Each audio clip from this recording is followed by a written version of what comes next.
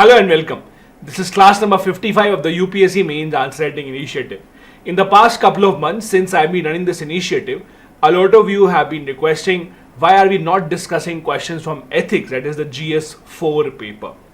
Now, since a lot of you seem to be very interested and also scared with ethics, I thought why not discuss some questions of ethics as well. So starting today, we'll be discussing question of GS4, that is ethics as well. I just want all of you to be regular here. Make sure that you do hit the subscribe button and you do keep following such initiatives on my YouTube channel. Before we begin, reminding you once again, in order to help you conquer any fear of mains answer writing, I have started a Mastering UPSC Mains Answer Writing course, which is a one-on-one mentorship initiative where I will be guiding you and hand-holding you to ensure that you master the art of UPSC answer writing. It will be a 20-week long program for those appearing for 2025 batch. With the weekly targets, we'll have weekly interactions, personal evaluation. I'll be personally guiding you, mentoring you through this journey. We'll be solving hundreds of questions from GS1 to GS4, including essay, to see how your progress is. If you have any questions about enrollment, feel free to call, WhatsApp or email on the given details. Many of you have already started this initiative and we are seeing a drastic improvement in their answer writing. We are still accepting admissions in 2025 batch. So do stay tuned for other details as well. Now, if you are new here, as I always do, I remind you that if you are new here and if you have no clue how to begin answer writing, I would highly recommend you check out the description of this video. In the description, you will find the link of the entire playlist. In that playlist, go to class number 1. In the first class, we had discussed about how to structure answers, how to write the introduction, main body and conclusion. Now, those structures may not necessarily apply to ethics questions, because in ethics, the questions are slightly different and we'll discuss that today. So today, as I said, for the first time ever, based on your request, we are discussing a question from ethics, that is GS4, which the UPSC had asked in 2022. So there was a question with two parts, part A and part B. Let's see. Let's look at the first part. Wisdom lies in knowing what to reckon with and what to overlook. An officer being engrossed with the periphery, ignoring the core issues before him, is not rare in the bureaucracy. So till here, the meaning is that bureaucrats, civil servants, they have to look at the bigger picture. But many times the bureaucrats, while working, only look at the smaller picture, only look at small little issues rather than looking at the bigger picture. That creates a problem. Do you agree with that such preoccupations of an administrator leads to travesty of justice, the cause of effective service delivery and good governance? Critically evaluate. So they are asking you, do you think this is wrong? Do you think because of this practice justice is overlooked? Do you think because of this effective governance is not delivered? Critically evaluate. Now obviously you have to say yes. You can't say no, that does not happen. So what happens in these cases is you have to first agree clearly that yes, I agree to what the question is saying. Secondly, if possible, you have to give a few examples. Now, what about the examples? How do we give examples in ethics? First, you can always give examples if you have some real examples in your mind.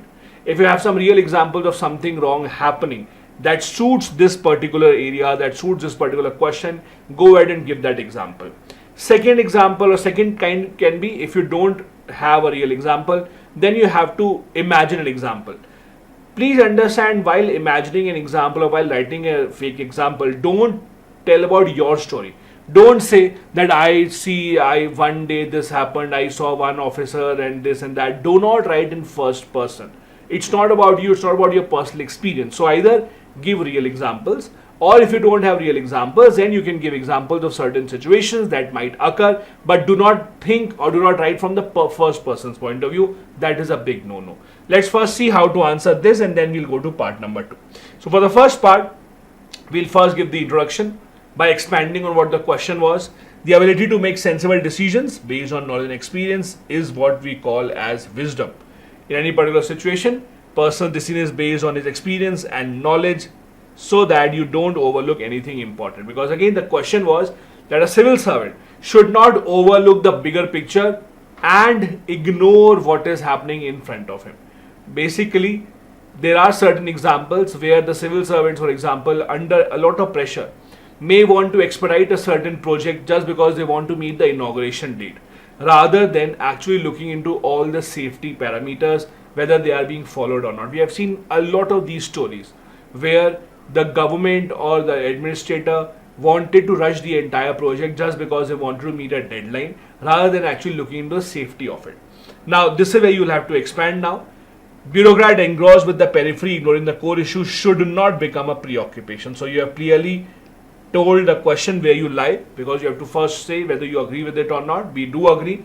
Bureaucrat has various responsibilities and it might lead to ignoring something, but that should not be accepted in the legal framework. It can be or it can lead to paying of a heavy price, and it can lead to injustice and poor governance. So in this part you have certainly elaborated that yes, I agree that this should not become a habit because this can lead to paying a heavy price. Now we have to give examples so that the point is actually strengthened. So the example, for example, is any negligence in passing a construction site which could cause a heavy loss of life, there will be huge injustice. Bureaucrat, for example, is if it is only concerned with opening up of a school, if the bureaucrat is only concerned that the bridge should be opened as soon as possible because a minister has to come and inaugurate.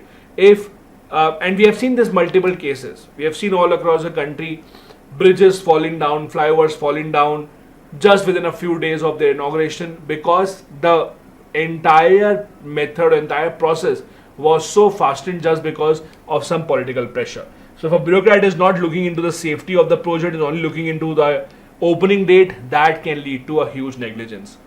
This is the first part. So again, this is how you answer the first part. You first answer this part. Do you agree that yes, I agree that this should not happen? Then secondly, to evaluate, you give some examples. Now the second part.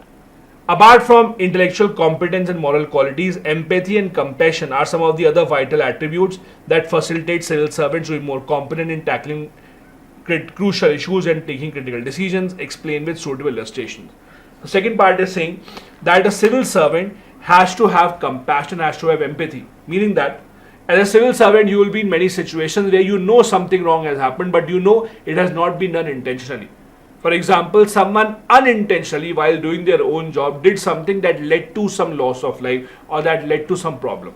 As per the law, the person has to be punished because you have done something wrong, but the quantum of punishment and how the person is perceived will depend a lot on your compassion about how you view this situation. So this is where, as a civil servant, you have to be compassionate enough, you have to be emotionally competent enough to understand that there is a difference between planning a conspiracy, there is a difference between doing something intentionally and doing something unintentionally. For example, even in legal matters, even in legal terms, you do see some of the laws. For example, there are different sections for culpable homicide not amounting to murder, meaning that even if you kill a certain person, if you do it intentionally, there is a different punishment to that, much higher punishment. But if you kill a person unintentionally, if your intention was not to kill the person but by mistake that happened, your punishment will be much lower. This is where the civil servant also has to be careful. So again, you have to first give an intro that yes, civil servant needs multiple qualities to take crucial decisions, including intellectual capacity, including moral competence, but that is not enough. Even qualities of compassion and empathy are equally important because you are sitting in such an important position. Then you elaborate with some examples. For example, if an accident happened at the construction site and people got injured, accident happened because of a worker's mistake who forgot to switch off certain machines. But was this intentional? No, it was not intentional. So while you might have to take action against the officer, against the worker, but the officer knows it was not intended, and you need compassion to understand the situation, so that the maximum punishment is not given to the worker. Again, if you know of real examples, the problem is sitting in the examination hall, it's difficult to remember real examples in such cases. But if you do remember real examples, something that have happened in the past, go ahead and quote those. If you can't, then go ahead and give examples such as these. But you don't write from your first person account that I once saw an officer, I was going to the shop and I saw this happening. That is usually avoidable. You can always give example of something else. In COVID-19 crisis, many officers worked tirelessly, working beyond their time limit, showing empathy, compassion, especially to those who were suffering the most in the society. Something like this can be the answer to the second question. That is how you conclude. You can conclude this by saying that yes, intellectual competence along with moral empathy are important, but decision making will only be complete when you have proper compassion and empathy. Now again, this is not the only way to write an answer. You can have different way, but this is a kind of a framework within which you can give examples or you can give the answer. In ethics, you don't necessarily have to have conclusion and introduction. In ethics, a lot depends on your definition, a lot depends on your examples to understand the question. Conclusion, introduction need not necessarily be there, but if you want, you can include them here as well. Now time for your homework. This is a homework from IR, that is GS2 paper, about India-Iran relations. See if you can answer that, India-Iran relations with the context of the Chabahar port. See if you can answer that in 200 words. If you want, I'll be happy to check, evaluate. You can send it here. In the coming days, we'll be having more discussion on ethics paper as well. So do stay tuned, invite your other friends as well. And as always, do hit the subscribe button. If you have any questions, I'm here to answer all of those. Do mail me without any hesitation. Thank you so much. Bye-bye. Jai Hind.